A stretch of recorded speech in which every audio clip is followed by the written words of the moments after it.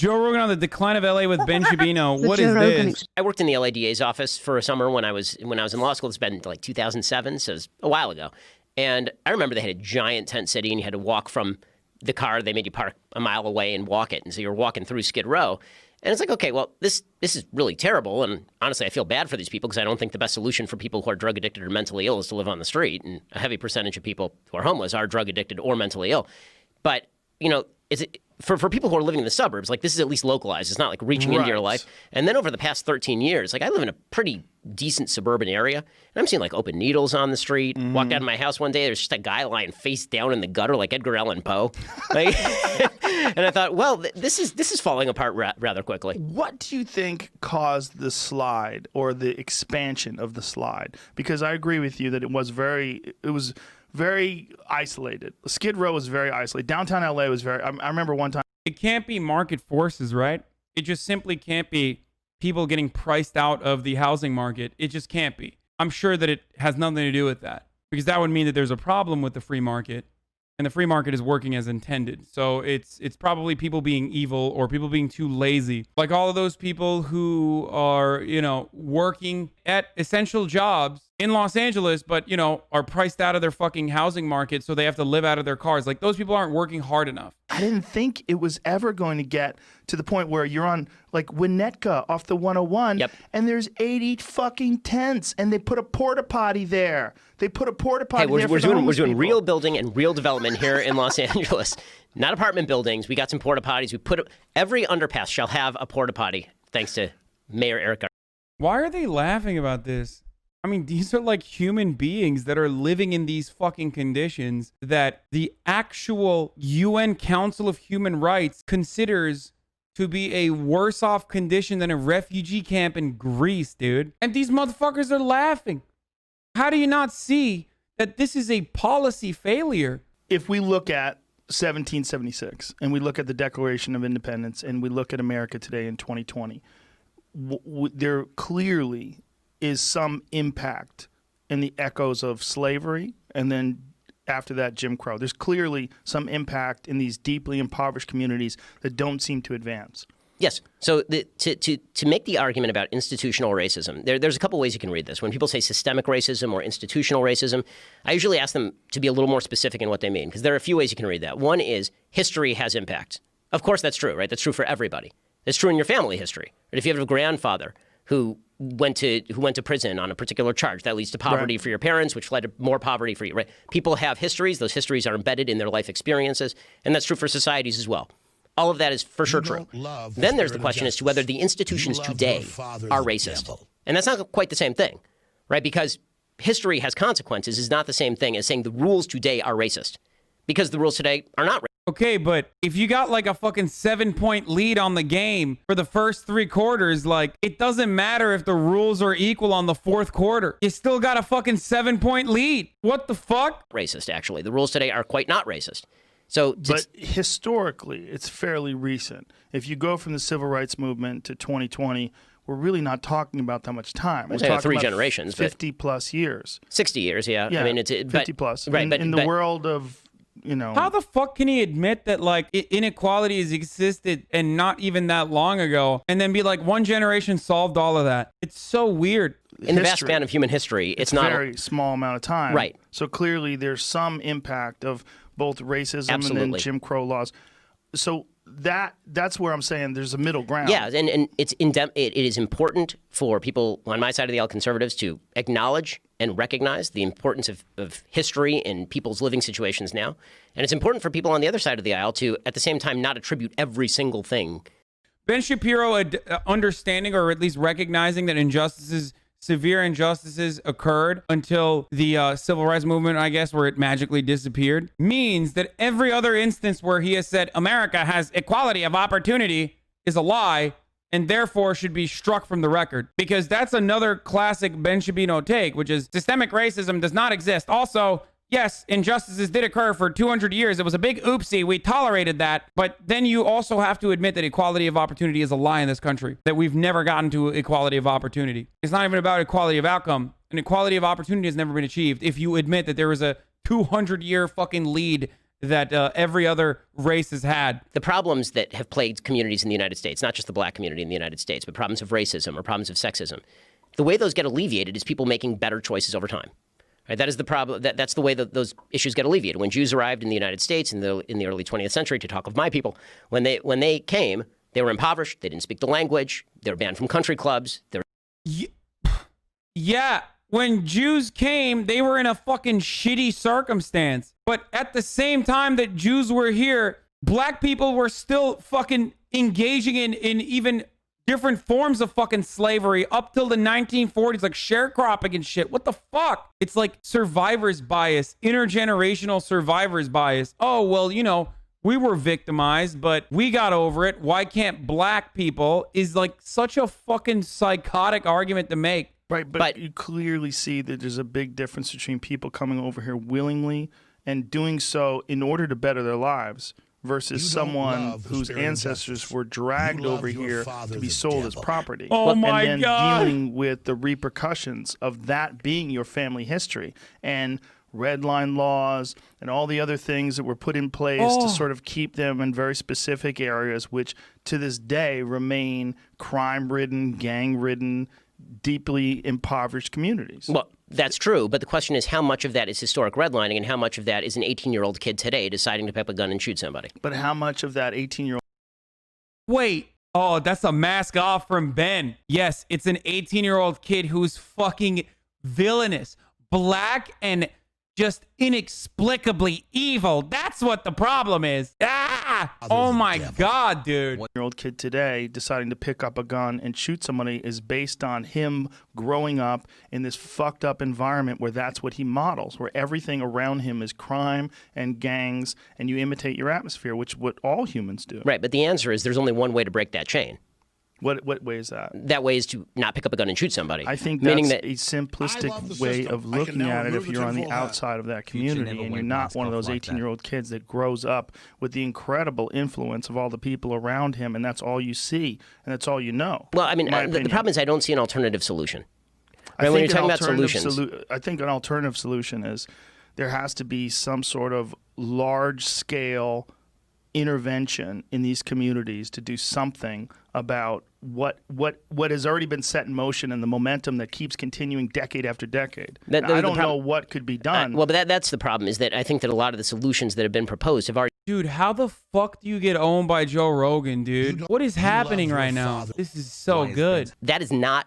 Something has happened, and it is not a matter of increased racism. That's not happening because of increased racism. Right? That is happening because there's been a cultural change that does not place tremendous emphasis for black or white or for anybody on personal responsibility and personal agency. There needs to be a mindset change. We do this, by the way, in all other areas of American life except for the most important decisions. In the area of sports, nobody does this routine.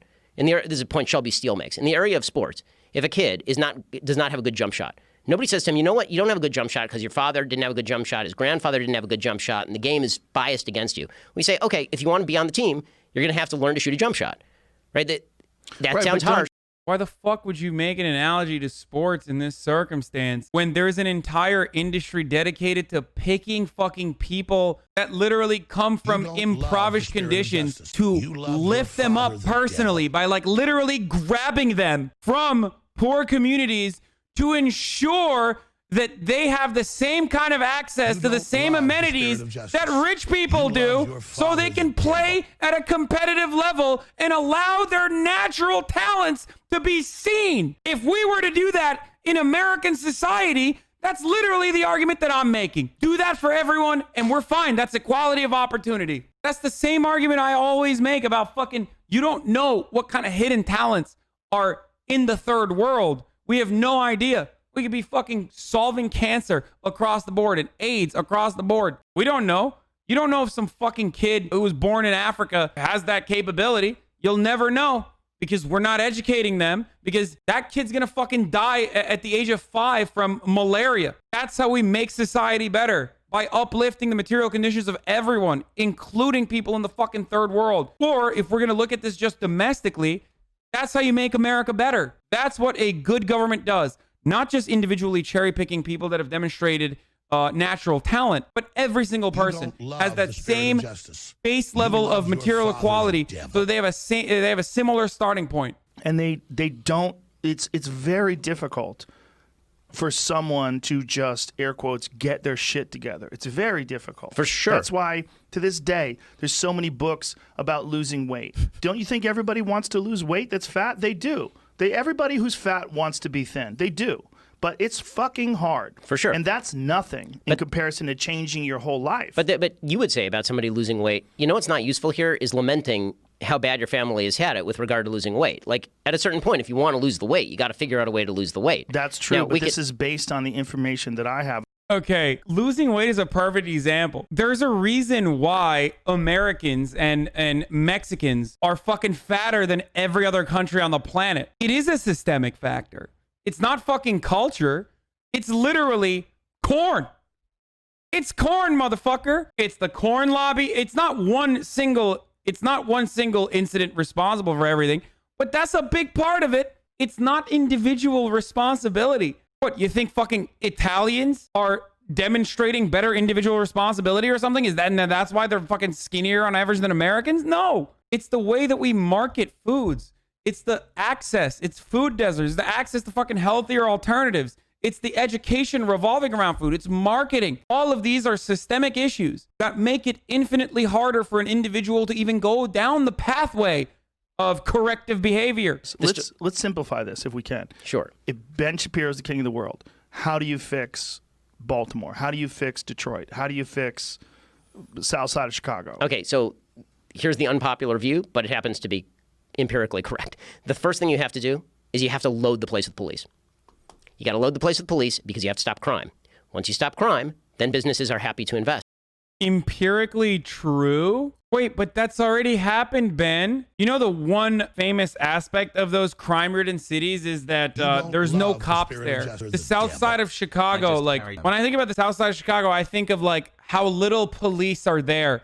There's just never been any cops there, and that's why there's so much crime. It's just famously known for zero cops. Seems like more cops haven't really helped out the problem. Just like funding the cops more haven't solved the problem. In fact, one of the reasons that you have such a vast differential in racial crime in the United States is because of white racism. And this is a point that Jane Levy, writer for the LA Times, has made.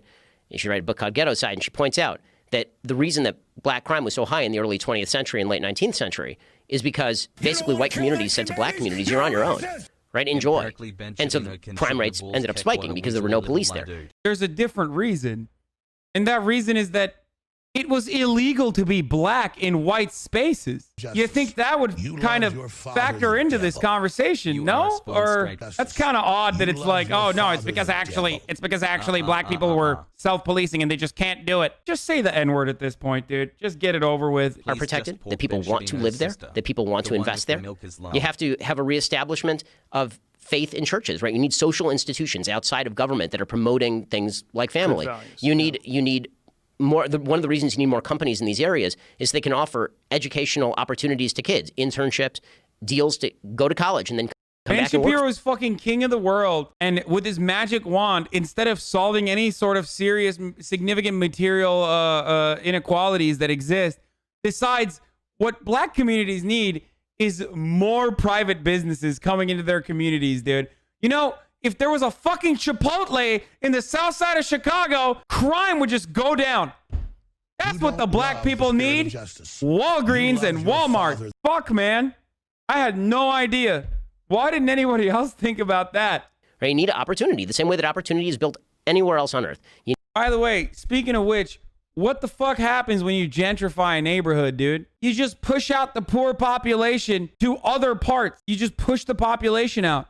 You didn't solve the problem, just like, ironically, the homelessness problem that he was talking about before, which is you didn't solve the problem, you just pushed it away from your sight. But if you don't solve the problem, eventually, homelessness or any number of these different issues like crime, for example, they start happening right in front of your eyes too. Business to work and for free speech to flourish and for education to be valued. You need to go in, you need to make clear to every kid, if you graduate high school, then you will have a shot at college, which, by the way, I love that. Poor black communities just simply had no one tell them that if you graduate high school, you can go to college. And then, of course, that opens up a whole different fucking set of problems there, too. If you graduate high school, then maybe you can go to college that's insanely expensive and then subject yourself, if you can get loans, to a lifetime of debt. And then maybe if you graduate college, maybe, just maybe, you can get a shitty job peddling insurance to your friends and family. Okay, sick. The first message is, we are going to ensure that law and order prevail here, a safe space for life, liberty, and property, and ownership of private property. And we are going to make sure that you as a law-abiding citizen have the opportunity to succeed. Because the biggest obstacle to young black kids growing up in the inner city, again, is not history. It is in the moment. The drugs, the crime, the fact that there are no fathers in a lot of these areas. Roland Fryer, black professor at Harvard, he's done excellent work showing that actually the number one factor in allowing kids to rise is not even having a father in the home. It's how many fathers there are generally in a community. So you can have a single mom, but if there are a lot of other male... Where are the fathers, Ben? Where are they? Are they in the other gentrified neighborhood? Is that what they're doing? And if you say, oh, they're doing crimes, ask the question, why? Oh, because they were also fatherless. Maybe the black fathers just took Ben Shapiro's advice and moved to a neighborhood with a Chipotle. That's what happened, I think. So fucking good, dude. I love this. Father figures around that helps fill in the gap, right? These are practical things. Giving kids the ability to pick the school they go to so they don't have to go to the local crappy public school if it's a local crappy public school. I hate would be a solution here. But this all starts with the notion that it is not racist in the slightest to suggest that law and order have to prevail and that law-abiding people should be protected in their exercise of their rights. I think you're 100% right. Yeah, we need to keep defunding the schools so that with like school choice voucher programs and then fund the police state further. Yo, this is so fucked. This is evil. This isn't just like being confused. This is straight up staring at the fucking barrel of the gun and saying, that's good. I like this. We need to do more of this. We need to pull the trigger. How about instead of fucking school choice, we fund the fucking schools, idiot? Because once again, very similar to Ben Shapiro's gentrification take, it's like, or his homelessness take, school voucher programs avoid the fucking original problem, like all of the kids that won't be able to get the vouchers or go to a different fucking school. Now all you've done is even further underfund the original school that these kids were supposed to leave. Man, I fucking hate this shit. All right, that's it. That's all of it, by the way. We watched all of it. We did. What a dumb thing. We're all stupider as a consequence of this. God damn, you are scum. You are literally just dog shit that I stepped on. If this is your mentality, what a fucking argument you just made, dude. Oh, thank God. Oh, someone was pointing a laser pointer? We should kill them.